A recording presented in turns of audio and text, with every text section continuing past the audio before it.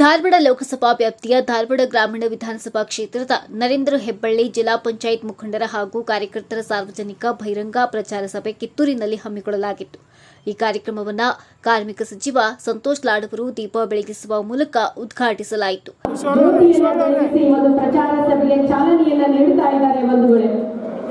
ನಾವು ನೀವೆಲ್ಲರೂ ಕೂಡ ಬದಲಾವಣೆಯನ್ನು ಬಯಸಿ ಏನು ಈ ಒಂದು ಪರ್ವಕಾಲದಲ್ಲಿದ್ದೇವೆ, ಇದಕ್ಕೆ ಜ್ಯೋತಿಯನ್ನ ಪ್ರಜ್ವಲಿಸುವುದರ ಮುಖ್ಯವಾಗಿ ಈ ಒಂದು ಪ್ರಚಾರ ಸಭೆಯ ಶುಭಾರಂಭಗೊಳ್ತಾ ಇದೆ. ಫಕೀರಗೌಡ ಪಾಟೀಲ್ ಅವರು, ಸಾಕಿನ್ ಲೋಕೂರ್ ಅವರು. ನಂತರ ಮಾತನಾಡಿದ ಅವರು, ಲಿಂಗಾಯತ ನಾಯಕರ ರಾಜಕೀಯ ಜೀವನವನ್ನೇ ಮಣ್ಣು ಮಾಡಿದ ಪ್ರಹ್ಲಾದ ಜೋಶಿ ಎಲ್ಲಾ ಸಮುದಾಯಗಳ ರಾಜಕೀಯ ನಾಯಕರನ್ನ ತುಳಿದು ಜೋಶಿ ಅದರ ಮೇಲೆ ತನ್ನ ರಾಜಕೀಯ ಸೌಧ ಕಟ್ಟುತ್ತಿದ್ದಾರೆ. ಲಿಂಗಾಯತ ನಾಯಕರು ಜಾಣರಿದ್ದೀರಿ. ಈ ಬಾರಿ ಯುವ ನಾಯಕ ಸೌಮ್ಯ ಸ್ವಭಾವದ ವ್ಯಕ್ತಿ ವಿನೋದ ಸೂಟಿಯವರನ್ನ ಈ ಬಾರಿ ಗೆಲ್ಲಿಸಿ ದೆಹಲಿಗೆ ಕಳಿಸುವಂತೆ ಮನವಿ ಮಾಡಿದರು. ಇವತ್ತು 2024 ಇಸ್ವಿಗೆ ಭಾರತ ದೇಶ ಎಲ್ಲಿಗೆ ಒಯ್ದಿದೆ ಅಂತ ಹೇಳಿ ಅದರ ಬಗ್ಗೆ ಚರ್ಚೆ ಆಗಬೇಕು. ಪಾಕಿಸ್ತಾನ, ಮುಸಲ್ಮಾನ, ತಾಲಿಬಾನ, ರಾಮ ಮಂದಿರ, ತುಷ್ಟೀಕರಣ, ಇದು ಪ್ರಧಾನಮಂತ್ರಿ ಸಾಹೇಬ್ ಒಳ್ಳೆ ಜಾರಿಯಾಗಿದೆ. ಯಾವುದನ್ನ ಕೇಳಿ ಕಾಂಗ್ರೆಸ್ನವರು ತುಷ್ಟೀಕರಣ ಕೊಡ್ತಾರೆ ಅಂತ ಹೇಳ್ತಾರೆ. ಮೊನ್ನೆ ದೇಶದ ಯುವಕರು ನೋಡ್ಕೋಬೇಕದು. ಕಾಂಗ್ರೆಸ್ ಅಧಿಕಾರಕ್ಕೆ ಬಂದ್ರೆ ಮಂಗಲಸೂತ್ರಗಳನ್ನ ಮಾಡ್ತೀವಿ ಅಂತಕ್ಕಂಥ ಮಾತು ಮಾಧ್ಯಮ ಮಿತ್ರರು ನೀವಂತ ಮಾಡ್ಕೋಬೇಕು. ನಿಮ್ ತಾಯಿಯಂದ್ರು, ನಿಮ್ ತಂಗಿಯಂದ್ರು, ನಿಮ್ಮ ಅಜ್ಜಿ, ನಮ್ಮ ಅಜ್ಜಿ ಇದೇ ದೇಶದಲ್ಲಿ ಹುಟ್ಟಿ ಬಂದಿದ್ದಾರೆ. ನರೇಂದ್ರ ಮೋದಿ ಸಾಹೇಬರು ಅವ್ರ ತಾಯಿ ಕೂಡ ಇದೇ ದೇಶದಲ್ಲಿ ಹುಟ್ಟಿ ಬಂದಿದ್ದಾರೆ. ಕಾಂಗ್ರೆಸ್ ಇತಿಹಾಸವನ್ನು ನೋಡಿದ್ರೆ ಮೋದಿ ಸಾಹೇಬ್ರೆ ಇಂಥ ಮಾತನ್ನು ಮಾತನಾಡಬಾರ್ದು. ಯಾಕೆ ಹೇಳ್ತಾ ಇದ್ರೆ ಜವಾಹರ್ಲಾಲ್ ನೆಹರು ಬಗ್ಗೆ ದಿನ ಬೆಳಗ್ಗೆ ನೀವು ಟಿವಿ ಬಂದು ಸುಳ್ಳು ಹೇಳ್ತೀರಿ. ನೆಹರು ಅವರು ಅದರ್ಪ ದೊಡ್ಡ ಶ್ರೀಮಂತರು. ಆಗಿನ ಕಾಲದಲ್ಲಿ ನೆಹರು ಆಸ್ತಿ 200 ಕೋಟಿ. ಈ ದೇಶದ ಆದಾಯ ಸ್ವಾತಂತ್ರ್ಯ ಸಿಕ್ಕಾಗ 196 ಕೋಟಿ ಇತ್ತು. ಜವಾಹರ್ಲಾಲ್ ನೆಹರು ಸಾಹೇಬರ ಆದಾಯ 200 ಕೋಟಿ ಇದ್ರೆ 196 ಕೋಟಿ. ಮೋದಿ ಸಾಹೇಬ್ರೆ, ಪ್ರಹ್ಲಾದ್ ಜೋಶಿ ಅವರೇ, ಬಿಜೆಪಿ ಅವರೇ ಸುಳ್ಳು ಹೇಳೋದನ್ನ ಬಿಟ್ಕೊಂಡು ಇತಿಹಾಸವನ್ನು ಅರ್ಥ ಮಾಡ್ಕೊಳ್ಳಿ. ಯಾವುದೇ ಒಬ್ಬ ರಾಜಕಾರಣಿ 1947 ಇಸ್ವಿಯಲ್ಲಿ 196 ಕೋಟಿ ಕೊಟ್ಟಿದೆ. ಅದು ಜವಾಹರ್ಲಾಲ್ ನೆಹರು ಕೊಟ್ಟಿದ್ದಾರೆ. ಅವರು ನೆಹರು ಅವರು 196 ಕೋಟಿ ಕೊಟ್ಟಿದ್ದಾರೆ. ಇವರು ಪುಕ್ಕಟೆ ಒಂದು ಕಾಸು ಕೊಟ್ಟಿಲ್ಲ. ಈ ದೇಶದ ಬಡವರಿನ ದುಡ್ಡು ಅದಾನಿಗೆ, ಅಂಬಾನಿಗೆ ಕೊಳ್ಳೆ ಹೊಡಿಸಿ ದಿನ ಬೆಳಿಗ್ಗೆ ನೆಹರು ಅಂತ ಮಾತನಾಡ್ತಾರೆ. ತಾಯಿ ಮಂಗಲಸೂತ್ರ ಏವ ನರೇಂದ್ರ ಮೋದಿ ಅವರು ಟೆಕ್ನಾಲಜಿ ಬಗ್ಗೆ, ಸೈನ್ಸ್ ಬಗ್ಗೆ, ಬಿಲ್ ಗೇಟ್ಸ್ ಬಗ್ಗೆ ಹೋಗಿ ಮಾತನಾಡ್ತಕ್ಕಂಥ ಬಂದಿರ್ತಕ್ಕಂಥ ಪ್ರಧಾನಮಂತ್ರಿಗಳು, 100 ದೇಶ ತಿರುಗಿ ಬಂದಿರ್ತಕ್ಕಂಥ ಪ್ರಧಾನಮಂತ್ರಿಗಳು, 10 ವರ್ಷ ಈ ದೇಶವನ್ನು ಆಳಿರ್ತಕ್ಕಂಥ ಪ್ರಧಾನಮಂತ್ರಿಗಳು ಇವತ್ತು ಭಾಷಣ ಏನು ಮಾಡ್ತಿದ್ದಾರೆ ನೋಡಿ. ಭಾಷಣ ಏನು ಮಾಡ್ತಾ ಇದ್ದಾರೆ ನೋಡಿ. ರಾಮ ಮಂದಿರ, ಬೋಲೋ ಜೈ ಶ್ರೀರಾಮ್, ಜೈ ಶ್ರೀರಾಮ್. ಭಾಷಣದಲ್ಲಿ ಏನು ಉಳಿದೇ ಇಲ್ಲ. ಉತ್ತರಕ್ಕೂ ಮೊಘಲ್ ಎಂಪೈರ್, ಕಾಂಗ್ರೆಸ್, ಮುಸ್ಲಿಂ ಕಾಂಗ್ರೆಸ್. ದೇಶದಲ್ಲಿ ವಿದ್ಯಾವಂತರು ಓದತಕ್ಕಂಥ ಹುಡುಗರಿಗೆ, ಡಿಗ್ರಿ ಆಗಿರ್ತಕ್ಕಂಥ ಹುಡುಗರಿಗೆ 65% ಯುವಕರು ಕೆಲಸ ಇಲ್ಲ. ಇದ್ರ ಬಗ್ಗೆ ಮಾತನಾಡಿ. ಐಐಟಿ ಆಯಾಮದಲ್ಲಿ ಓದಿರ್ತಕ್ಕಂಥ ಹುಡುಗರು ಪತ್ರಿಕಾ ಮಾಧ್ಯಮ ಸ್ನೇಹಿತರಿಗೆ IIT Bombay, IIT Chicago 38% students R not getting jobs today. ಇದರ ಬಗ್ಗೆ ಮಾತನಾಡಿ. ಯಾವ ಮೇಕ್ ಇನ್ ಇಂಡಿಯಾ ಅಂತ ಹೇಳಿ ದಿನ ಬೆಳಿಗ್ಗೆ ಪಬ್ಲಿಸಿಟಿ. ಪ್ರಹ್ಲಾದ್ ಜೋಶಿ ಸಾಹೇಬ್ರೆ, ನೀವೇನು ಇದನ್ನ ಹುಬ್ಳಿ ಧಾರವಾಡ ಬೆಂಗಳೂರು ಮಾತ್ರ ಅಂತ ಹೇಳಿದ್ರಿ. ನೀವು ನಿಮ್ಮ ಪ್ರಧಾನಮಂತ್ರಿಯ ಅವಧಿಯಲ್ಲಿ ದಯವಿಟ್ಟು ಕೇಳಿಸ್ಕೊಳ್ಳಿ. ಇದು ನಿಮ್ಮ ರಿಪೋರ್ಟ್ ಕಾರ್ಡ್ ಹೋಗ್ತಾ ಇದ್ದೀನಿ. ಕಳೆದ 5 ವರ್ಷದ ಅವಧಿಯಲ್ಲಿ ಚೈನಾದಿಂದ ಇಂಡಸ್ಟ್ರಿಯಲ್ ಮೆಟೀರಿಯಲ್ ಸುಮಾರು $100 ಬಿಲಿಯನ್ ಮುಟ್ಟಿದೆ. ಯಾವುದು $50 ಬಿಲಿಯನ್ ಇತ್ತು, $100 ಬಿಲಿಯನ್ ಇಂಪೋರ್ಟ್ ಮಾಡಿ ಸಣ್ಣ ಉದ್ದಿಮೆದಾರರು, ಕೈ ಕೆಲಸ ಮಾಡ್ತಕ್ಕಂಥ ಉದ್ದಿಮೆದಾರರು ಅವರೆಲ್ಲ ಕೆಲಸವನ್ನು ಕಳ್ಕೊಂಡಿದ್ದಾರೆ, ವ್ಯಾಪಾರ ಕಳ್ಕೊಂಡಿದ್ದಾರೆ. ಅದ್ರ ಬಗ್ಗೆ ಚರ್ಚೆ ಮಾಡಿ. ಯಾವ 17% ಈ ದೇಶದಲ್ಲಿ ಮ್ಯಾನುಫ್ಯಾಕ್ಚರಿಂಗ್ ಇತ್ತು, ಇವತ್ತು 13% ಬಂದಿದೆ. ಮಾಧ್ಯಮದವರೇ, ಇದ್ರ ಬಗ್ಗೆ ಮಿನಿಸ್ಟರ್ ಸಾಹೇಬ್ರಿಗೆ ಕೇಳ್ರಿ, ಇದ್ರ ಬಗ್ಗೆ ಪ್ರಧಾನಮಂತ್ರಿ ಸಾಹೇಬ್ರಿಗೆ ಕೇಳ್ರಿ, ಸಾಲದ ಬಗ್ಗೆ ಕೇಳಿದ್ರೆ ಬಹಳ ಚೆನ್ನಾಗಿ ಉತ್ತರ ಕೊಟ್ಟರು. ಅದೇನ್ ಬಿಡ್ರಿ, ಸಾಲ ನಾವು ತಗೊಂಡು ಡೆವಲಪ್ಮೆಂಟ್ ಮಾಡ್ಬಿಡಿ ಅಂತ ಎಷ್ಟು ಚೆನ್ನಾಗಿ ಉತ್ತರ ಕೊಡ್ತೀರಿ ಪ್ರಧಾನಮಂತ್ರಿ ಸಾಹೇಬ್. ಯಾಕೆ ಸಾಲ ಈ ದೇಶ ಜಾಸ್ತಿ ಆಗತ್ತಂದ್ರೆ ಅದೇನೋ ಈ ಕಟ್ಟೆ ಮೇಲೆ ಕುತ್ಕೊಂಡು ಸಾಕು ಮಾತನಾಡ್ತಾರೆ. ಅದೇನ್ ಬಿಡ್ರಿ, ಡೆವಲಪ್ಮೆಂಟ್ ಮಾಡೋರಿಗೆ ಸಾಲ ಪಡೆಯೋದು ಸಾಧ್ಯ. ಅಂದ್ರೆ 1947 ಇಸ್ವಿಯಿಂದ ಈ ದೇಶದಲ್ಲಿ 55 ಲಕ್ಷ ಕೋಟಿ 14 ಪ್ರಧಾನಮಂತ್ರಿಗಳು ಸಾಲವನ್ನು ಮಾಡಿದ್ದಾರೆ. ನೀವು ಕೇವಲ 10 ವರ್ಷದಲ್ಲಿ ಇವತ್ತು ಬಂದು ಈ ದೇಶದ ಸಾಲ 202 ಕೋಟಿ ಆಗಿದೆ. ಮೊನ್ನೆ 183 ಕೋಟಿ ಇತ್ತು, 183 ಲಕ್ಷ ಕೋಟಿ ಇತ್ತು. ಇವತ್ತು 202 ಲಕ್ಷ ಕೋಟಿ ಈ ದೇಶದ ಸಾಲ ಇದೆ. ಪ್ರತಿಯೊಬ್ಬರು ಈ ದೇಶದವರು 1.5 ಲಕ್ಷ ಸಾಲ ಬೇರೆ ದೇಶಕ್ಕೆ ಬೇರೆ ಬ್ಯಾಂಕ್ಗಳಿಗೆ ಮುಗಿಸ್ತಕ್ಕಂಥ ಸಾಲ ಮಾಡತಕ್ಕಂಥ ಕೀರ್ತಿ ನರೇಂದ್ರ ಮೋದಿ ಸಾಹೇಬರಿದ್ದಾರೆ. ಇಡೀ ಪ್ರಪಂಚದಲ್ಲಿ ದಯಮಾಡಿ ಕೇಳಿಸ್ಕೊಳ್ಳಿ, ಇಡೀ ಪ್ರಪಂಚದಲ್ಲಿ ಭಾರತ ದೇಶದ ಇತಿಹಾಸದಲ್ಲಿ ಎಲ್ಲ ಪ್ರಪಂಚದಲ್ಲಿ ಯಾವುದೇ ಪ್ರಧಾನಮಂತ್ರಿ ಅತ್ಯಂತ ಸುಳ್ಳು ಹೇಳ್ತಕ್ಕಂಥ ಪ್ರಧಾನಮಂತ್ರಿ ಯಾರೇ ಅಂದ್ರೆ ಅದು ನರೇಂದ್ರ ಮೋದಿ ಅಂತ ಈ ಸಂದರ್ಭದಲ್ಲಿ ಕಾಂಗ್ರೆಸ್ ಪಕ್ಷದ ಪರವಾಗಿ ಮತಯಾಚನೆ ಮಾಡಿ ಕಾಂಗ್ರೆಸ್ ಪಕ್ಷಕ್ಕೆ ಹಾಗೂ ವಿರೋಧ ಪಕ್ಷಗಳಿಗೆ ಆಶ್ರಯ ಮಾಡಿ ಗೆಲ್ಸ್ಕೊಳ್ಬೇಕಂತ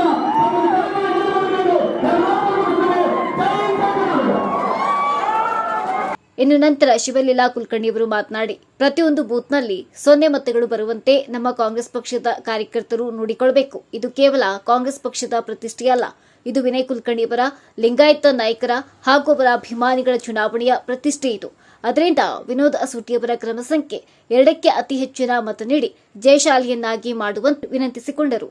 ಈ ಸತ ವಿನೋದ್ ಅಸೂಟಿಯವರ ಅಭ್ಯರ್ಥಿಯನ್ನಾಗಿ ನಮ್ಮ ಹಿರಿಯ ನಾಯಕರು ನಮ್ಮ ಪಕ್ಷ ನಿರ್ಧಾರ ತಗೊಂಡೈತಿ. ಅದನ್ನು ಬಹಳ ಹೃದಯಪೂರ್ವವಾಗಿ ನಾವು ಸ್ವಾಗತಿಸ್ತೀವಿ. ಹಾಗೇನೆ ವಿನೋದ್ ಅಸೂಟಿಯವರು ಸಣ್ಣವರಾಗಿದ್ರೂ ಸಂಘಟನೆ ಮೂಲಕ ಇವತ್ತು ಟಿಕೆಟ್ ಅನ್ನು ತಗೊಂಡು ಚುನಾವಣೆಗೆ ನಿಂತಾರೆ. ನಮ್ಮ ಕ್ಷೇತ್ರದ ಬಗ್ಗೆ ಮಾತಾಡ್ಬೇಕಂದ್ರೆ ಎಲ್ಲರೂ ನಮ್ಮ ಮನೆಯವರು, ಸನ್ಮಾನ್ಯ ವಿನಯ್ ಕುಲಕರ್ಣಿಯವರ ಅಭಿಮಾನಿಗಳು. ಅವರು ಒಬ್ಬ ರಾಜಕಾರಣಿ ಅಂತಲ್ಲ, ಒಬ್ಬ ಮಾನವ ಹೃದಯ ಇದ್ದವರು. ಈಗ ಸದ್ಯಕ್ಕ ನಮ್ಮ ಕ್ಷೇತ್ರದವ್ರ ಭಾಷಣ ಮಾಡ್ತಾರೆ, ಅವ್ರಿಗೇನ್ ಗೊತ್ತೈತಿ ರಾಜಕಾರಣ ಅಂತ ಹೇಳಿ. ರಾಜಕಾರಣ ನಾವು ಕಲಿಯೋದು 6ನೇ ತೈಯಿಂದನೇ ಕಲಿತೀವಿ. ಸಂವಿಧಾನದ ಬಗ್ಗೆ ಕಲಿಯೋದು ನಾವು 6ನೇ ತೈಯಿಂದ ಶುರು ಮಾಡ್ತೀವಿ. ರಾಜಕಾರಣಿ ಆಗ್ಬೇಕಂದ್ರೆ ಒಬ್ಬ ಮಾನವೀಯತೆ ಇದ್ದಂತ ಹೃದಯವಿದ್ದ ಒಬ್ಬ ಮನುಷ್ಯ ಇರಬೇಕು.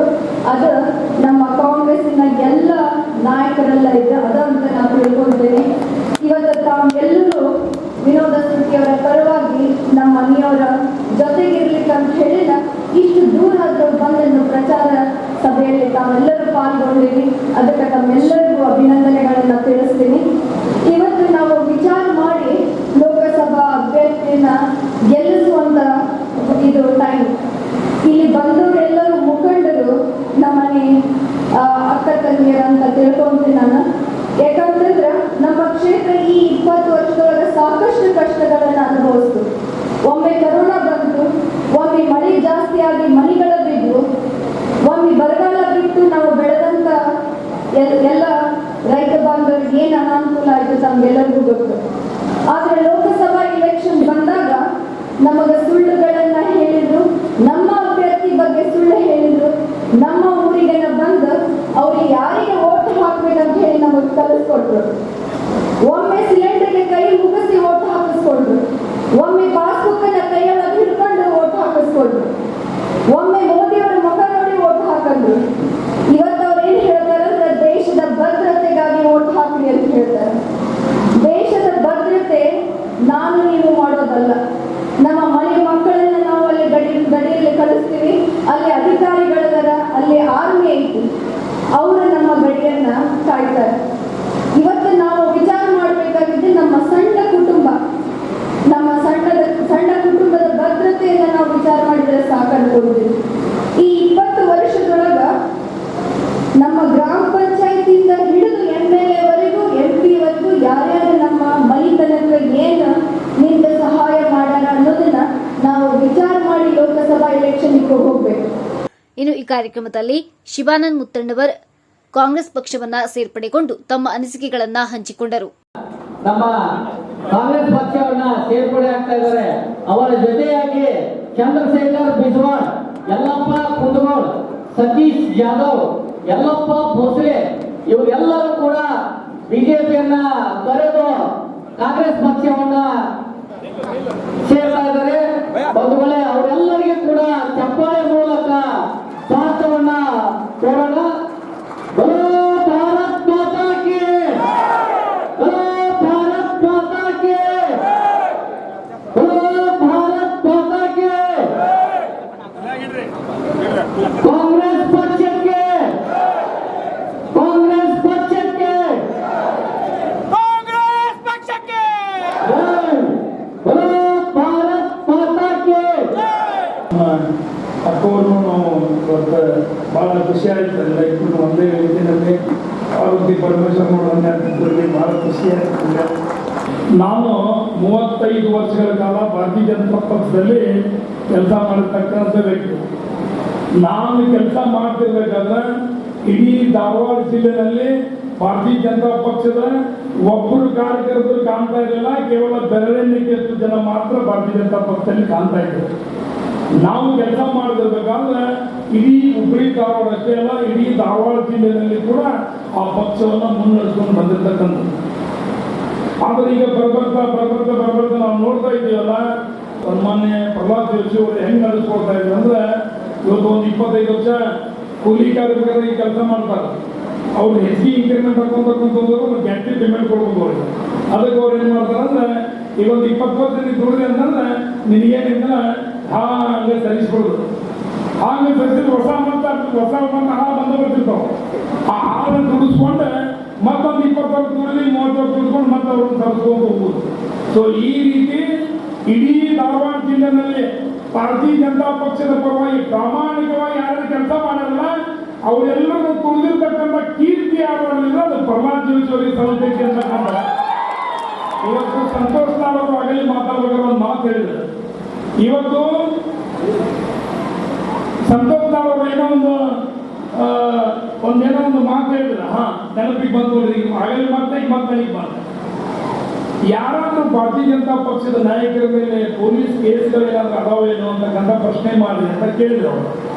ಇವತ್ತು ನಾನು ಕೂಡ ಒಂದು ಪ್ರಶ್ನೆ ಮಾಡ್ತೇನೆ, ಸಂತೋಷ್ ಲಾಲ್ ಅವರಿಗೆ ನಾನು ಉತ್ತರ ಕೊಡ್ತೀನಿ. ಇದೆ ಸನ್ಮಾನ್ಯ ಸಂತೋಷ್ ಲಾಲ್ ಅವರೇ, ಭಾರತೀಯ ಜನತಾ ಪಕ್ಷದಲ್ಲಿರತಕ್ಕಂಥ ಪ್ರಹ್ಲಾದ್ ಜೋಶಿ ಮೇಲೆ ಯಾವುದೇ ಒಂದು ಕ್ರಿಮಿನಲ್ ಕೇಸ್ ಇಲ್ಲ, ಅಂದ್ರೆ ಯಾವುದೇ ಒಂದು ಹೋರಾಟದ ಕೇಸ್ ಇಲ್ಲ ಅವ್ರ ಮೇಲೆ ಇರೋ ಕೇಸ್ ಯಾವಾಗ ಗೊತ್ತಂದ್ರೆ ಆಸ್ತಿ ಜಾಸ್ತಿ ಮಾಡಿದ ಬಗ್ಗೆ ಮಾನನಷ್ಟ ಮೊಕದ್ದಮೆ ಅಥವಾ ಪೇಪರ್ ಬ್ಯಾಗ್ ಬಂದಿದ್ದು ಮಾನನಷ್ಟ ಮೊಕದ್ದಮೆ ಅಂತ ಕೇಸ್ ಅವರು ಸ್ಟ್ಯಾಂಡ್ ಮಾಡ್ಕೊಂಡ್ರೆ ಹೊರತು ಸಾರ್ವಜನಿಕರ ಹೋರಾಟದ ಮೇಲೆ, ರೈತರ ಪರವಾಗಿ ಇರ್ತಕ್ಕಂಥ ಹೋರಾಟದ ಮೇಲೆ, ಕೂಲಿ ಕಾರ್ಮಿಕರಿರ್ತಕ್ಕಂಥ ಹೋರಾಟದ ಮೇಲೆ, ಜನಸಾಮಾನ್ಯರ ಬಡವರನ್ನ ಕಣ್ಣೀರು ಬರ್ತಕ್ಕಂಥ ಸರ್ಕಾರದ ವಿರುದ್ಧವಾಗಿ ಹೋರಾಟ ಮಾಡತಕ್ಕಂಥ ಯಾವುದೇ ಕ್ರಿಮಿನಲ್ ಕೇಸುಗಳು ಅವ್ರ ಮೇಲಿಲ್ಲ. ನಮ್ಮ ಮೇಲೆ ಇವತ್ತು ಕ್ರಿಮಿನಲ್ ಕೇಸುಗಳು, ಸಾಕಷ್ಟು ಕ್ರಿಮಿನಲ್ ಕೇಸುಗಳು ನಮ್ಮ ಮೇಲೆ ಇದೆ. ರೋಡ್ ಟ್ಯಾಕ್ಸ್ ತಗೊಂತಿದ್ರೆ ಮತ್ತೆ 55 ಕಿಲೋಮೀಟರ್ಗೊಮ್ಮೆ ನೀವೆಲ್ಲ ಟೋಲ್ಗಳು ಹಾಕಿರಲ್ಲ, ಅದು ರೊಕ್ಕ ಎಲ್ಲ ಹೋಗಿದೆ ಅಂತ ನಾನು ಕೇಳಿದ್ದೆ. ಅವ್ರಿಗೆ ಎಲ್ಲ ಟೋಲ್ ಕಲೆಕ್ಷನ್ ಮಾಡ್ತಾರಲ್ಲ, ಎಲ್ಲ ಹೋಗ್ತದೆ ಟೋಲ್, ಅದು ದುಡ್ಡೇನು ಹೋಗ್ತದೆ. ಇವ್ರು ಹೇಳ್ತಾರೆ ನಾವು ಹುಬ್ಬಳ್ಳಿಯಿಂದ ಬಿಜಾಪುರ 3,000 ಕೋಟಿ ರೂಪಾಯಿ ನಾವು ಸ್ಯಾಂಕ್ಷನ್ ಮಾಡಿ ಅಂತೇಳಿ. ಅದು ನೀವು ಸರ್ಕಾರದಿಂದ ಸ್ಯಾಂಕ್ಷನ್ ಮಾಡಿದ್ರೆ ಮತ್ತು ಸಾರ್ವಜನಿಕ ದುಡ್ಡು ನೀವು ಅದಕ್ಕೆ ಸ್ಯಾಂಕ್ಷನ್ ಮಾಡಿದ್ರೆ ಮತ್ತು ಸಾರ್ವಜನಿಕರ ರಸ್ತೆ ಮೇಲೆ ಅಡ್ಡಾಡ್ತಿರ್ಬೇಕಾದ್ರೆ ಟೋಲ್ ಯಾಕೆ ನೀವು ವಸೂಲಿ ಮಾಡ್ತೀರಿ ಅಲ್ವಾ? ಆ ಟೋಲ್ ವಸೂಲಿ ನಿತಿನ್ ಗಡ್ಕರಿ ಅವರು ಈ ದೇಶದಲ್ಲಿ ಒಂದು ದೊಡ್ಡ ಅವ್ಯವಹಾರ ನಡೀತಾ ಇದೆ. ಈ ಎಲ್ಲ ಟೋಲ್ ಯಾರಾದ್ರೂ ಮಾರಾಟರಿದ್ರೆ ಅದು PWD ನಿತಿನ್ ಗಡ್ಕರಿ ಅವರ ಕಂಪನಿಗಳು. ಅದೆಲ್ಲ ಇವತ್ತು ಈ ದೇಶದಲ್ಲಿ ವ್ಯವಸ್ಥಿತವಾದಂತಹ ಟೋಲ್ ಕಲೆಕ್ಷನ್ ಮಾಡೋದ್ರ ಮುಖಾಂತರ ಪ್ರತಿ ದಿನ ಮಾಧ್ಯಮ ಜನ ಬಡವರ ಒಂದು ದುಡ್ಡನ್ನು ಅಲ್ಲಿ ಕಲೆಕ್ಷನ್ ಮಾಡ್ತಾ ಇದ್ದಾರೆ. ನೈತಿಕತೆ ಅಂತಕ್ಕಂಥದ್ದು ಎಲ್ಲಿದೆ? ಇವತ್ತು ಬಸವಣ್ಣನ ಅನುಯಾಯಿಗಳಿಗೆ ಹೋಟ್ ಕೇಳಕ್ ಬರತ್ತಿಲ್ಲ ನೀವು. ಇವಾಗ ಲಿಂಗಾಯತ ಸಮುದಾಯಕ್ಕೆ ಹೋಟ್ ಕೇಳಕ್ ಬರಕುಂತಿರಲ್ಲ. ಭಾರತೀಯ ಜನತಾ ಪಕ್ಷದ ಕಾರಣದಲ್ಲಿ ಬಸವಣ್ಣವ್ರ ಫೋಟೋ ಕಿತ್ತೋಗಿರಲ್ಲ ನೀವು. ಇವಾಗ ಅದಕ್ಕೆ ನಿಮ್ಗೆ ಏನ್ ನೈತಿಕತೆ ಇದೆ ಅಂತ ನಾನು ಕೇಳ್ತಾ ಇದ್ದೇನೆ. ಇವತ್ತು ಅಂಬೇಡ್ಕರ್ ಅವ್ರ ಫೋಟೋ ಕಿತ್ತೋಗಿದ್ದಾರೆ, ಇವತ್ತು ವಾಲ್ಮೀಕಿ ಅವರ ಫೋಟೋ, ಇವತ್ತು ಯಾವುದೇ ಫೋಟೋ ಇಲ್ಲ. ಇವರು ಕಾರಣ ಇರ್ತಕ್ಕಂಥ ಫೋಟೋ ಯಾರು? ಹೆಗಡೆವಾರರು ಮತ್ತು ದೀನ್ ದಯಾಳ್ ಉಪಾಧ್ಯಾಯ ಫೋಟೋ. ಅದಕ್ಕೆ ನಾನು ಕೇಳ್ತೇನೆ, ಅವರಿಗೆಲ್ಲ ನಿಮ್ಮ RSS ಕಾರಣದಲ್ಲಿ ಸಂಗೊಳ್ಳಿ ಫೋಟೋ ಹಾಕಿಲ್ಲ, ಕಿತ್ತೂರು ರಾಣಿ ಚೆನ್ನಮ್ಮನ ಫೋಟೋ ಹಾಕಿಲ್ಲ, ವಾಲ್ಮೀಕಿ ಅವ್ರ ಫೋಟೋ ಹಾಕಿಲ್ಲ ಅಂತ ನಾವು ಕೇಳಿದ್ರೆ, ಇಲ್ಲವೇ ನೀವೆಲ್ಲ ಪಬ್ಲಿಕ್ನಾಗ ಮಾತಾಡೋಕೆ ಹೋಗ್ರಿ ಇದೆಲ್ಲ ಅಂತ ನಮ್ಗೆ ಪ್ರಶ್ನೆ ಮಾಡ್ತಾರೆ. ಅವರೆಲ್ಲ ಪಾದಯಾತ್ರೆ ಮಾಡಿದ್ರಲ್ಲ, ಮೃತ್ಯುಂಜಯ ಸ್ವಾಮೀಜಿ ನೇತೃತ್ವದಲ್ಲಿ ಅವರಿಗೆಲ್ಲ ಅದೇ ಮುಗಿಗೆ ತುಪ್ಪ ಹಾಕೋದು ಬಂದಿರ್ತಕ್ಕಂಥ. ಆದ್ರಿಂದ ಸಾಮಾಜಿಕ ನ್ಯಾಯ ಅಂತಕ್ಕಂಥ ಏನಾದ್ರೂ ಇದ್ರೆ, ಬಡವನ ಕಣ್ಣಿನ ಬರ್ತಕ್ಕಂಥ ಏನಾದ್ರೂ ಇದ್ರೆ, ಹಿಂದೂ ಸಂಸ್ಕೃತಿಯನ್ನ ಇವತ್ತು ಅತ್ಯಂತ ನಿಷ್ಠೆಯಿಂದ ಯಾರಾದ್ರೂ ಪ್ರತಿಪಾದನೆ ಮಾಡ್ತಾರಂದ್ರೆ ಅದು ಕಾಂಗ್ರೆಸ್ ಪಕ್ಷದ ವಿನಯ್ ಕುಲಕರ್ಣಿ ಅವರು, ಸಿದ್ದರಾಮಯ್ಯನವರು, ವಿನೋದ್ ಅಸೂರಿಯವರು, ಇವರು ಇದನ್ನ ಪ್ರತಿಪಾದನೆ ಮಾಡ್ತಾ ಇದ್ದಾರೆ. ಹೀಗಾಗಿ ಹಿಂದುತ್ವದ ಹೆಸರಿನಲ್ಲಿ ಇವರು ಮೋಸ ವಂಚನೆ ಎಲ್ಲ ಮಾಡ್ತಿರ್ತಾರೆ. ದಯವಿಟ್ಟು ಅವರ ಮಲ್ಲ ಮಾತನ್ನೆಲ್ಲ ನಂಬರ್ರಿ. ಏನಿದ್ದಲ್ಲ ಇವತ್ತು ನಾನು ಕೊನೆಯ ಮಾತಾಡಿ ಮುಗಿಸ್ತೇನೆ. ನಾನು ಇವತ್ತು ಇವರೆಲ್ಲ ತಮ್ಮ ತಮ್ಮ ಭಾಷಣದಲ್ಲಿ ಹಿಂದೂ ಮುಸ್ಲಿಂ ಅಂತ ಬಹಳ ಮಾತಾಡ್ತಾರೆ. ಯಾವುದಾದ್ರೂ ಒಂದು ನಮ್ಮ ಬೇರೆ ಸಮಾಜದ ಹುಡುಗಿ ಎಲ್ಲೇ ಒಂದು ಕಡೆ ಒಬ್ಬ ಮುಸಲ್ಮಾನರು ನೋವಾಗಿತ್ತಂದ್ರೆ ಅದೊಂದು ಬೇರೆ ಹೆಸರು ಕೊಡ್ತಾರೆ. ಯಾಕಂದ್ರೆ ನಾವು ನಮ್ಮ ಹಿಂದೂಗಳು ಮುಸಲ್ಮಾನರು ಹುಡುಗಿಯಾರ ನಮ್ಮ ಅದು ಮದುವೆ ಮಾಡ್ಕೊಂಡಿಲ್ಲ. ಇದೇ ದಿನೇಶ್ ಗುಂಡೂರಾವ್ ಅವರು ಈ ಬ್ರಾಹ್ಮಣರ ಹುಡುಗಿ ಮದುವೆ ಮಾಡ್ಕೊಂಡಿಲ್ಲ, ಮಾಡ್ಕೊಂಡ್ರೆ ಅದು ಪ್ರೀತಿ ಸಂಬಂಧಪಟ್ಟ. ಅದನ್ನ ಬಂದು ಪ್ರಶ್ನೆ ಮಾಡ್ತೀನಿ, ಹಿಂದೂ ಹುಡುಗಿಯನ್ನ ಮುಸಲ್ಮಾನ್ ಮದುವೆ ಮಾಡ್ಕೊಂಡ್ರೆ ನೀವು ಹಿಂದೂಗಳನ್ನ ಎತ್ತಿ ಕಟ್ಟಿ ನೀವು ಹೋರಾಟ ಮಾಡಿ ಅವ್ರ ಮನೆ ಬೆಂಕಿ ಹಚ್ಚಕ್ಕ ಅವ್ರಿಗೆಲ್ಲ ನೀವು ಮಾಡ್ತಿಲ್ಲ. ನಾನು ಈ ವೇದಿಕೆಯಲ್ಲಿ ಒಂದು ಪ್ರಶ್ನೆ ಮಾಡ್ತೇನೆ.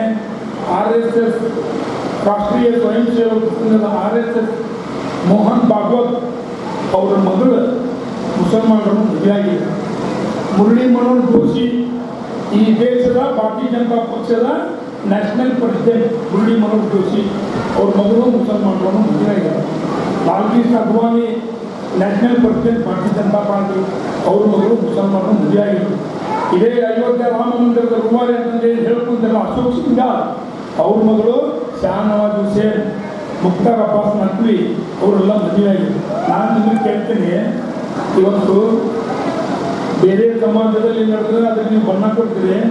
ಇವತ್ತು ಭಾರತೀಯ ಜನತಾ ಪಕ್ಷದ ನ್ಯಾಷನಲ್ ಕಮಿಟಿ ಅವ್ರ ಮಕ್ಕಳು ಅಲ್ಲಿ ಮುಸಲ್ಮಾನರು ಮದುವೆ ಆಗ್ಯಾರ, ಇವರು ಅವ್ರ ಮನೆ ತುಂಬಿಸ್ಕೊಂಡಾರ. ಶಾ ನವಾಜ್ ಹುಸೇನ್ ಇವತ್ತು ಮುರಳಿ ಮನೋಹರ್ ಜೋಶಿ ಮಗಳ ಮದುವೆ ಆದ್ರೆ ಅವ್ರಿಗೆ ಮಂತ್ರಿ ಸ್ಥಾನವನ್ನು ಕೊಟ್ಟಿದ್ದಾರೆ. ಇವರು ಮಧ್ಯಪ್ರದೇಶದಲ್ಲಿ ಮಂತ್ರಿ ಸ್ಥಾನವನ್ನು ಕೊಟ್ಟಿದ್ದಾರೆ ಶಾ ನವಾಜ್ ಹುಸೇನ್ಗೆ. ಇವತ್ತು ಭಾರತೀಯ ಜನತಾ ಪಕ್ಷದ ನ್ಯಾಷನಲ್ ಪ್ರೆಸಿಡೆಂಟ್ ಉಪಾಧ್ಯಕ್ಷ ಮಾಡಿದ್ದಾರೆ ಅವರಿಗೆ.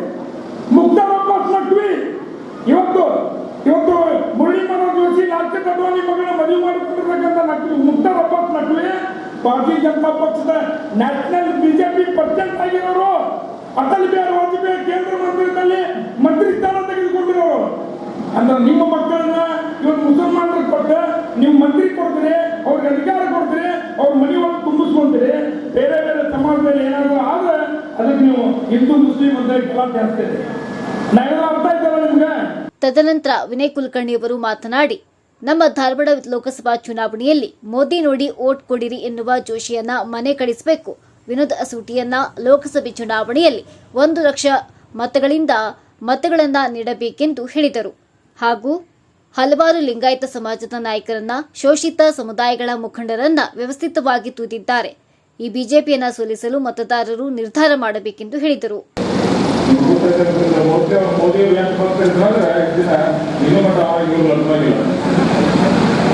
ಅಷ್ಟರ ಮಟ್ಟಿಗೆ ಮೋದಿ ಬಂದ್ರೆ ಜೋಶಿಯವ್ರಿಗೂ ಭಾಳ ಬಲಗೈ ಬರ್ತಿದ್ರು ಅವರು. ಯಾಕಂದ್ರೆ ಯಾವತ್ತು ನಮ್ಮ ವಿರುದ್ಧ ಸ್ಟ್ರೈಕು, ನಮ್ಮ ವಿರುದ್ಧ ಹೋರಾಟ ಇರ್ತಿದ್ರು. ಆದ್ರೆ ಇವತ್ತು ಜೋಶಿಯವ್ರ ಬಗ್ಗೆ ಅಂತ ನಮಸ್ಕಾರ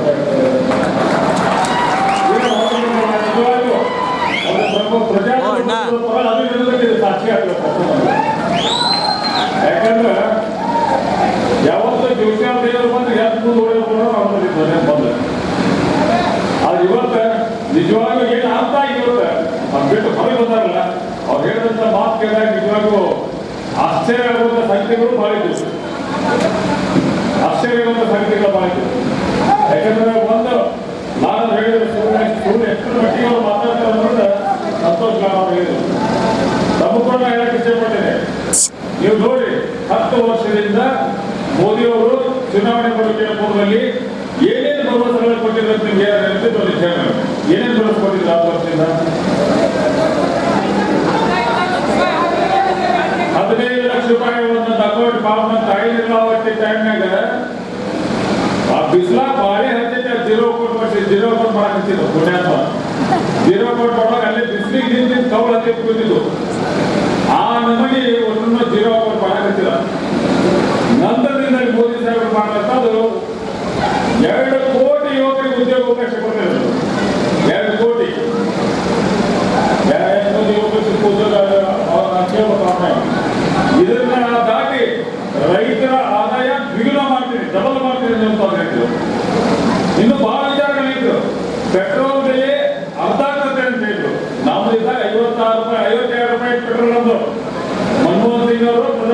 52 ರೂಪಾಯಿ ಪೆಟ್ರೋಲ್ ಇತ್ತು, ಇವತ್ತು 86 ರೂಪಾಯಿ.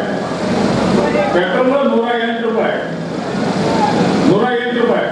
ಅವತ್ತ ಗ್ಯಾಸ್ ಹೋಗೋದು ಸ್ಟ್ರೈಕ್ ಮಾಡ್ತಿದ್ರು. ಗ್ಯಾಸ್ ಇತ್ತು, ಹೆಣ್ಮಕ್ಳ ಕಡೆ ಗ್ಯಾಸ್ ಪೂಜೆ ಮಾಡಿಸೋದು, ಗ್ಯಾಸಿನ ಆರತಿ ಮಾಡಿಸೋದು. ಅಂದ್ರೆ 400 ರೂಪಾಯಿ ಇದ್ದಾಗ ಬಹಳ ದೊಡ್ಡ ತುಟ್ಟಿ ಅಂದ್ರೆ ಅನ್ನೋಂಥ ಅವಸ್ಥೆ ಇದ್ರೆ. ಇವತ್ತು ಗ್ಯಾಸ್ ರೇಟ್ ಇವತ್ತು ಎಷ್ಟಿರ್ತಾ ಇದ್ರೆ 1100 ರೂಪಾಯಿ, 1100 ರೂಪಾಯಿ ಗ್ಯಾಸ್ ಐತಿ. ಅರ್ಥ ಮಾಡ್ಕೋರಿ, ಅವ್ರು ಎಷ್ಟು ಸುಳ್ಳಲ್ಲಿ ಹೇಳ್ಕೊಂಡ್ರೆ ಇದಕ್ಕೆ ಚಕ್ರವರ್ತಿ ಯಾರೋ ಕೂಲಿಗಳಿಗೆ ಚಕ್ರವರ್ತಿ, ಕೂಲಿಗಳಿಗೆ ಚಕ್ರವರ್ತಿ ಅಂತ ಮಾತಾಡೋಣ. ಹೆಬ್ಬಳಿ ಬಂದಿದ್ದಲ್ಲ ಭಾಳ ಕಡೆ ಬಂದ ಎಲ್ಲ ಭಾಷಣ ಕೇಳಿ ಮಂದಿ ಯಾಕೆ ಸೂಲಿಬೇರೆ ಭಾಷಣ. ಅವ್ ಭಾಷಣ ಮಾಡ್ತಿದ್ದ, ಆ ಗಿಡದ ಮಂಗೆ ಕೈ ಬಿಡೋದು, ಗಿಡದಾಗಿನ ಮಂಗೆ ಕೈ ಬಿಡ್ಬೇಕು. ಆಗ ಭಾಷಣ ಮಾಡು, ಆ ಭಾಷಣ ಮಾಡುವಂತ ಹೇಳ್ತಿದ್ದ. ಭಾಷಣ ಮಾಡುವಂತ ಸೂಲಿಬೇರೆ ಅವ್ರು ಹೇಳ್ತಿದ್ರು. ಸೂಲಿಬೇರೆ ಅವರ ನೆನಪಿಸ್ಕೋರಿ, ಕಾಂಗ್ರೆಸ್ ಅವ್ರ ರೊಕ್ಕ ಎಷ್ಟಿಟ್ಟಾರ ಅಂದ್ರ ವಿದೇಶಿ ಬ್ಯಾಂಕ್ನಾಗ, ಸ್ವಿಸ್ ಬ್ಯಾಂಕ್ನಾಗ ಒಂದ್ ಆ ರೊಕ್ಕ ನಮ್ಮ ಮೋದಿ ಅವರು ಪ್ರಧಾನಮಂತ್ರಿಯಾಗಿ 15 ದಿನದಾಗ ತರ್ತಾರಲ್ಲ ತಂದ್ರ ಭಾರತ ದೇಶದಲ್ಲಿದ್ದಂತ ಒಟ್ಟು ಹೈವೇಗಳನ್ನ, ಯಾವ ರಸ್ತೆಗಳನ್ನ ಮಾಡಿ ರೊಕ್ಕ ಎಷ್ಟು ಉಳಿತೈತೆ ಅಂದ್ರೂ ಅಷ್ಟು ಬಂಗಾರ ತಗಡು ಉಳಿತೈತೆ. ಬಂಗಾರ ತಗಡು ಉಳಿಯೋದು ಒಟ್ಟು ರಸ್ತೆ ಬಂಗಾರ ತಗಡು ಇನ್ನೂ ರೊಕ್ಕ ಉಳಿತೈತೆ.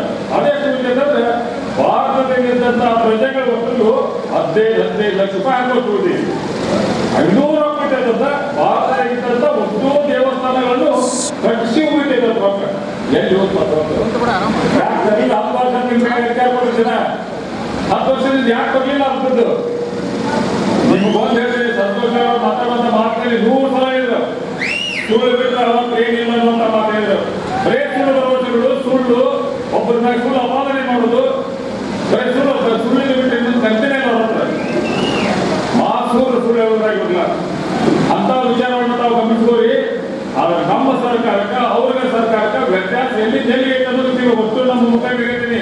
ತಾವು ಕೂಡ ಯಾಕಂದ್ರೆ ನಮ್ಮಲ್ಲಿ ಭಾಷಣ ಮಾಡೋರು ಭಾಳ ಕಮ್ಮಿ. ಒಂದು ಊರಾಗ ಹೋದ್ರೆ ನಮ್ಮ ಪಾಠ ಒಬ್ಬ ಭಾಷಣ ಮಾಡಿ ಚಂದ ಭಾಷಣ ಮಾಡ್ಸಕ್ಕೆ ನಾವು ಭಾಳ ದೊಡ್ಡ ಖುಷಿ. ಯಾರು ಭಾಷಣ ಮಾಡೋದೇ ಇಲ್ಲ ಭಾಳ ಮಂದಿ. ದಯವಿಟ್ಟು ನೀವು ಕಲ್ಕೊಂಡು ನೀವೇನು ಭಾಷಣ ಮಾಡಕ್ ಕಲ್ಕೋರಿ. ಅವ್ರಿಗೆ ಆದಂತ ಸತ್ಯ ಹೇಳ್ರಿ, ನಾವು ಸುಳ್ಳು ಹೇಳ್ಬೇಡ. ಅವರಂತ ಸುಳ್ಗಾರ ಆಗೋದು ನಾವು ಅವಶ್ಯಕತೆ ಇಲ್ಲ. ಏನ್ ಸತ್ಯ ಐತೆ ಸತ್ಯ ಹೇಳೋದು. ಅವ್ರು ಹೇಗೆ ನಾವು ಮಾಡದಂತ ಕೆಲಸ ಹೇಳೋದು, ನಾವೇನ್ ಮಾಡಬೇಕಂತ ನಿಮ್ಗೆ ಕಣ್ಣು ಮುಂದಿರ್ತೈತಿ. ಇವತ್ತು ನಾವು ಚುನಾವಣೆಗಿನ ಪೂರ್ವದಲ್ಲಿ ತಮ್ಮ ಮನಿ ಬಂದು ಗ್ಯಾರಂಟಿ ಕಾರ್ಡ್ ಕೊಡ್ತೀವಿ. ನಾವು ಕೊಟ್ಟಿರೋ ಗ್ಯಾರಂಟಿ ಕಾರ್ಡ್ ಕೆಲವೊಂದು ಮನಿ ನಮ್ಮ ಬೇರೆ ಹುಡುಗರು ಅಡ್ಡೆ ಕೊಟ್ಟು ಮನಿ ಕೊಟ್ಟಿರೋ ಕಾರ್ಡ್ 6 ತಿಂಗಳದಾಗ ನಿಮ್ಗೆ ಏನು ಮಾತು ಕೊಟ್ಟಿದ್ದೆ ನುಡಿದಂತ ನಡೆದೇ ಉಂಟಾಗಕ್ಕೆ ನಾವು ಸಾಕ್ಷಿಯನ್ನ ಕೇಳಕ್ಕಿದ್ದೇವೆ. ಗ್ಯಾರಂಟಿಗಳನ್ನು ಮನೆ ಬಾಗಿಲು ಬಂದ್ಬಿಟ್ಟೆವು. ನೀವೇ ಯಾರು ನಮ್ಮ ಮನೆ ಬಾಗಿಲು ಬಂದಿಲ್ಲ, ನಿಮ್ಮ ಮನೆ ಬಂದು ನಾವು ಕಲ್ಪಿಸಿದ್ರು. ಹೆಂಗ್ ಕಾರ್ಡ್ ಬಂದು ನಿಮ್ಮ ಮನೆಗೆ ಕೊಟ್ಟಿದ್ದೀವಿ ಅದೇ ರೀತಿ ಗ್ಯಾರಂಟಿನ ಬಂದು ನಿಮ್ಮ ಮನೆಗೆ ಬಂದು ಕೊಟ್ಟು ಹೋಗುವಂತ ಕೆಲಸ ನಾವು ಮಾಡಿರೋದು. ಇವತ್ತು ಇದಕ್ಕಂತ ಸರ್ಕಾರ ಜನಪರ ಸರ್ಕಾರ, ಬಡವರ ಸರ್ಕಾರ. ಯಾಕಂದ್ರೆ ನೋಡಿ ಇವತ್ತಾಗಿ ಇದ್ರಾಗ ಒಂದು ಜಾತಿ ಇಲ್ಲ, ಯಾವುದೋ ಜಾತಿ ಇಲ್ಲ, ಧರ್ಮ ಇಲ್ಲ. ಇದಕ್ಕಿಂತ ಮುಖ್ಯವಾಗಿರ್ತೀನಿ ಬಿಜೆಪಿ ಸರಿ ಕೊಡಾಕತ್ತೇವಿ, ಬಿಜೆಪಿ ಕಾರ್ಯಕರ್ತರಾಗಿದ್ದೀವಿ, ಬಿಜೆಪಿ ಹೋರಾಟಗಳನ್ನು ಕೊಡಾಕತ್ತೇವಿ. ಅದನ್ನ ಅರ್ಥ ಮಾಡ್ಕೊಳ್ಳಿ. ನಾವೇನು ಬಿಜೆಪಿ ಸಾಹಿತ್ಯ ಅವ್ರು ಮಾಡಿದ್ರಲ್ಲ, ಹೋಸಲ ಎಂತ ಕಷ್ಟದಾಗಿದ್ದಾಗ ಕೆಲವು ಮಂದಿ ಸುಸೈಡ್ ಮಾಡ್ಕೊಂಡು ಆತ್ಮಹತ್ಯೆ ಮಾಡ್ಕೊಂಡು ಮನೆ ಕೊಡಲಾಗ್ತಿದ್ರು ಪುಣ್ಯಾತ್ಮ. ಹಿಂದಿದ್ದಂತ ನಮ್ಮ ಶಾಸಕರು ಮನಿ ಸದ್ಯಕ್ಕೆ ಬಿದ್ದವ್ರಲ್ಲ, ಜಾತಿ ನೋಡಿದ, ಆಮೇಲೆ ಪಕ್ಷ ನೋಡಿದ್ರು. ಯಾರು ನಿಜವಾದ ಬಿದ್ದಂತ ಕಷ್ಟ ಬಿದ್ದಂತ ಅವ್ರು ನೋಡಲಿಲ್ಲ ಅನ್ನುವಂತ ಮಾತನ್ನು ಇವತ್ತು ನೋವಾಯ್ತದ ನಮ್ಗೆ. ಇವತ್ತು ಐತಿ ಚುನಾವಣೆ ಮುಗಿದಿ ಯಾರ್ಯಾರು ಯಾರಿಲ್ಲ ಹಾಟೆಲ್ಗಾಗಲಿ ಎಷ್ಟು ಯಾಕಂದ್ರೆ ಪರಿಸ್ಥಿತಿ ಅರ್ಥ ಮಾಡ್ಕೊಂಡು ಇವತ್ತಿನ ಅಷ್ಟಲ್ಲ. ನಿಮಗೆ ನೋಡಿ 2,000 ರೂಪಾಯಿ ದೊಡ್ಡ ಮನೆ ಕೊಟ್ಟಾಕತ್ತು ಹೆಣ್ಮಕ್ಳಿಗೆ. 10 ಕಿಲೋ ರೊಟ್ಟಿ ಕೊಡ್ತಿದ್ದೆ, 5 ಕಿಲೋ ರೊಟ್ಟಿ ಕೊಡಾಕತ್ತೀವಿ. 5 ಕಿಲೋ 34 ರೂಪಾಯಿ ರೊಕ್ಕ ಕೊಡಾಕತ್ತೆ. 5 ಕಿಲೋ ಅಕ್ಕಿ 34 ರೂಪಾಯಿ ರೊಕ್ಕ ಕೊಡಾಕತ್ತೆ. ಆದ್ರೆ ಬ್ಯಾಳೆ ಉಪಯೋಗಿಸ್ಬೋದು, ಎಣ್ಣೆಗೆ ಉಪಯೋಗಿಸ್ಬೋದು, ಏನಕ್ಕೆ ಉಪಯೋಗಿಸ್ಬೋದು. ನಿಮಗೆ ಅದನ್ನ 5 ಕಿಲೋದ ಇದು ಕೊಡಾಕತ್ತೆ. ಅಲ್ಲಿ ಪರಿಸ್ಥಿತಿ ಎಲ್ಲಿಗೆ ಬಂದಿದೆ ಅಂದ್ರೆ ಇವತ್ತು ಬಸ್ಗಳಲ್ಲಿ ಪ್ರಯಾಣ ಮಾಡಿ ಸಿದ್ದರಾಮಯ್ಯ ಮಾಡಿದಂತ ಕೆಲಸಕ್ಕೆ ಬಸ್ ಮಹಿಳೆಯರಿಗೆ ಹೆಣ್ಮಕ್ಳಿಗೆ ಬಸ್ಗಳು ಬಂದು ತಗೊಳ್ಬಂತಂದಾಗ ಇಷ್ಟನ್ನ ತಗೊಳ್ಬಂತ ಸುಳ್ಳು ಹೇಳ್ಕೊಂಡು ಹೋದ್ರೆ ಈಗ ಒಟ್ಟರು ಕೂಡ ಇವ್ರನ್ನ ತಗೊಳ ಮಾಡಿ ಬರೋಬ್ಬರಿ.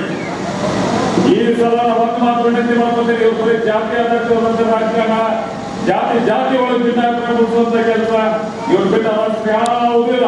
ಎದ್ರ ಬಂದಿರಲ್ಲ, ಎಲ್ಲಿಂದ ಬಂದ್ರು? ನಾವೆಲ್ಲ ಇಲ್ಲಿ ಇಲೆಕ್ಟ್ ಆದಾಗ ಏನಿರಲಿಲ್ಲ, ನಾವು ಎಕ್ಸಿಕ್ಯೂಟಿವ್ ಮೆಂಬರ್ ಇದ್ದಾಗ ಎಲ್ಲ ಜೀರೋ. ಒಂದು ಸಂಸತ್ ಕುಟುಂಬ ತೆಗ್ತಿದ್ರು ಅವರು. ನಾವು ಆಶ್ರಮದಾಗ ಬರೀ ಸಿದ್ದರಾಮಯ್ಯ ಅಂತ ಬಂದಿರಲಿಲ್ಲ, ಸಿದ್ದರಾಮಯ್ಯ ಚಲೋ ಕಟ್ಟಿ. ಆಮೇಲೆ ಬಾಬರಿ ಮೈಸೂರಿಗೆ ಹೋದ್ರು, ಆಮೇಲೆ ರಾಮ ಮಂದಿರ ಇವ್ರು ತೋರಿಸಿ ನೀವು ಹೊಟ್ಟೆನೂ ತೊಗೊಂಡಿಲ್ಲ, ನಮ್ಮ ಆರ್ಥಿಕ ಪರಿಸ್ಥಿತಿ ಇರಿಸೋದಂಗಿಲ್ಲ, ಇವಾಗ ಡಾಕ್ಟರ್ ಇರಿಸಂಗಿಲ್ಲ. ಇದು ನಿಮ್ಮ ತಲೆಗೆ ಆಗ್ತದೆ ನಾನು ಕೆಲಸ ಇದು ಮೊನ್ನೆ ಬಂದ್ ಮಾಡಿಲ್ಲ. ಅವರು ನಮಗೆ ಏನ್ ಮಾಡಿ, ನಮ್ಮ ಊರಿಗೆ ಏನ್ ಮಾಡಿ ಅಂತ ಹೇಳೋದ್ರ ನಮ್ಮ ಊರಿಗೆ ಮಾಡಿ ಕೇಳ್ಕೊಂಬಣ್ಣ ಕೇಳೋದಾಗಿದ್ರೆ ಕೇಳಿ ನಮ್ಮ ಊರಿಗೆ ಏನ್ ಮಾಡಿ ಅಂತ ಹೇಳ್ಕೊಂಡು ನಾವು ಲೀಸ್ಟ್ ಕೊಡ್ತಿರ್ಬೇಕು. ನಿಮಗೆ ಲೀಸ್ಟ್ ಕೊಡ್ತೇವೆ. ಇವತ್ತು ನಾವು ಹಳ್ಳಿ ಮತ್ತೆ ನಮ್ಮ ಹೊಲ ನಮ್ಮ ರಸ್ತೆ ಬಂದಾಗಿದ್ದು 5 ವರ್ಷ ಏನ್ ಮಾಡಿದ್ರು ಶಾಸಕರಿದ್ದಂತವ್ರು. ಇವ್ರು ಪ್ರಾಜೆಕ್ಟ್ ಏನ್ ಮಾಡಿದ್ರು? 5 ವರ್ಷ ಏನ್ ಮಾಡಿದ್ರು? ಈಗ ನೋಡಿ ನಮ್ಮ ರಸ್ತೆಗಳು ನೋಡೋದ್ರಿ, ನೀವು ನೋಡ್ಬೇರಿ, ನೋಡ್ಬೇರಿ ಇದಕ್ಕೆ ನಮ್ಮ ಕೆಲಸ. ಊರಾಗಿಲ್ಲ ಅಂದ್ರು, ನಾನು ಊರಿಗೆ ಬಿಟ್ಟಿಲ್ಲ ಅಂದ್ರು ಕೂಡ ನಿಮ್ಮ ಕ್ಷೇತ್ರದಲ್ಲಿ ಏನ್ ಕೆಲಸ ತೆಗಿಬೇಕು ನನ್ನ ಮತ್ತೆ ನಿಂತ್ಕೊಂಡು ನೀವೇ ತಗೊಂಡಾಕಿದ್ದೀವಿ. ನೀವೇನೇನು ದುಡ್ಡು ಹಾಕಿಬಿಡ್ತೇನೆ. ಮಣ್ಣು ಬೆಳೆಗೆ ಕೂತಾರೆ ಸಾಕಾಗ್ತದೆ. ನಮ್ಮ ದೊಡ್ಡವ್ರ ಕಲ್ಲಂಡು ಎಲ್ಲ ಕೂತಾರೆ, ತಮ್ಮಪ್ಪನ ಕೂತಾರ, ನಮ್ಮ ಹುಡುಗರ ಕಟ್ಟಿ ಅನ್ನ ಕೂತಾರ. ಇದ ಹಿಂದಿನ ಶಾಸಕರು ಬರೇ ಸುಳ್ಳು ಲೆಟರ್ಗಳು ಕೊಡ್ತಾರಲ್ಲ. ಮಂಗಳ ಗುಡಿ 1 ಕೋಟಿ ರೂಪಾಯಿ ಕೊಡೋದು, 1 ಕೋಟಿ ರೂಪಾಯಿ ಕೊಡಲಿ ಮಂಗಳ ಗುಡಿ. ಇಲ್ಲ 1 ಕೋಟಿ ರೂಪಾಯಿ ಕೊಡ್ತೇನೆ. ಮತ್ತೆ ಯಾವ ಗುಡಿ ಒಟ್ಟು ಗುಡಿ ರೂಪಾಯಿ ಕೊಟ್ಟೆ. ಈಗ ಯಾವ ಹಿಂದಿನ ಬಾರಿ ನಾವು ಅರ್ಧ ಗುಡಿಗಳು ನಾವು ಕಳಿಸೋದ ಕಾರಣ ಯಾವ ಗುಡಿಗಳು ಅರ್ಧ ಆಗಿದ್ದು ಅವ್ನು ಹೋಸಲ ನಾವು ಯಾರು ಹೋಗಿ ಅವ್ರಬೇಕಾಗಿ ಅದು ವಿನಯ್ ಗುಡಿ ಅವನೇ ಕೇಳ್ಕೋಬೇಕು. ಈಗ ಅವಾಗ ಕಟ್ಟಿದ್ದ ಅರ್ಧ ಆಗಿ ನಿಲ್ಲಿಸೋಗಿದ್ದ ಅವತ್ತು ನಾವು ಪೂರ್ಣ ಮಾಡಿದ್ರು. ಪೂರ್ತಿ ಮಾಡಿದ್ರು.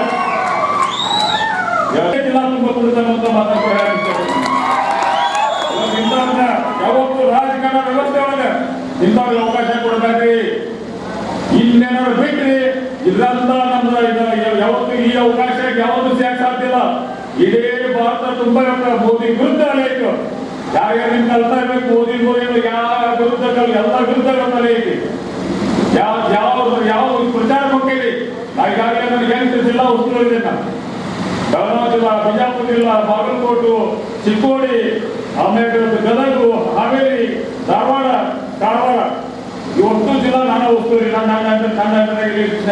ನಾನು ಹೋಗಿಲ್ಲ ಕಡೆ ಅದೆಲ್ಲ ಕಡೆನೂ ಸಲ ನಮ್ಮ ಅಭ್ಯರ್ಥಿಗಳ ಕೆಲವು ಪೂರ್ಣ ಇದ್ರಾಗಲಿ ನಾವು ಮಾತಾಡ್ಕೊಂಡು ಆಗಿರ್ತೇವೆ. 20 ಸೀಟು ಮೀಟಿಗೆ ನಾವು ಗೆಲ್ತೇವೆ. 20 ಸೀಟರಿಗೆ ಜಾಸ್ತಿ ಸೀಟರಿಗೆ ಸಲ ನಾವು ಗೆಲ್ತೇವೆ. ನಮ್ಗೆಲ್ಲರಿಗೂ ಯಾಕಂದ್ರೆ ಬರುವಂತ ದಿನದಲ್ಲಿ ನಮ್ಮ ರೈತರಿಗೆ ಬೇಕಂದ್ರೆ, ಹೆಣ್ಣು ಮಕ್ಕಳಿಗೆ ಬೆಳೆಯಲಾಗಬೇಕಂದ್ರೆ, ನಮ್ಮ ಯುವಕರ ಭವಿಷ್ಯದಲ್ಲಿ ಯಾಕಂದ್ರೆ ಯುವಕರ ಬಗ್ಗೆ ಒಂದು 100 ಯುವಕರಿದ್ರೆ. ಇನ್ನು ಈ ವೇಳೆಯಲ್ಲಿ ಕಾಂಗ್ರೆಸ್ ಪಕ್ಷದ ಅಭ್ಯರ್ಥಿಯಾದ ವಿನೋದ ಸಿಟ್ಟಿ ಅವರು ಹಾಗೂ ಹಲವು ಮುಖಂಡರು ತಮ್ಮ ಅನಿಸಿಕೆಗಳನ್ನು ಹಂಚಿಕೊಂಡರು.